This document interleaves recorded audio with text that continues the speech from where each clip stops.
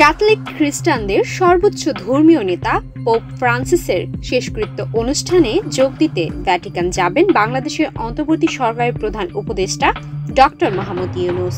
প্রধান উপদেষ্টার প্রেস সচিব শফিকুল আলম মঙ্গলবার দোহায় এ তথ্য নিশ্চিত করেন। শুক্রবার তিনি রোমের উদ্দেশ্যে দোহা ত্যাগ করবেন। প্রধান উপদেষ্টা 4 দিনের সরকারি সফরে বর্তমানে দোহায় অবস্থান করছেন। প্রধান উপদেষ্টার প্রেস সচিব শফিকুল আলম সরকারি বার্তা সংস্থাকে এ তথ্য নিশ্চিত করেছেন। প্রেস সচিব বলেন, পোপ ফ্রান্সিসের সঙ্গে অধ্যাপক ইউনূসের ব্যক্তিগত সম্পর্ক অত্যন্ত চমৎকার ছিল। বন্ধুর প্রতি শেষ শ্রদ্ধা জানাতে প্রধান উপদেষ্টা পোপের শেষকৃত্য অনুষ্ঠানে যোগ দেবেন। শনিবার 26 এপ্রিল পোপের শেষকৃত্য অনুষ্ঠিত হবে।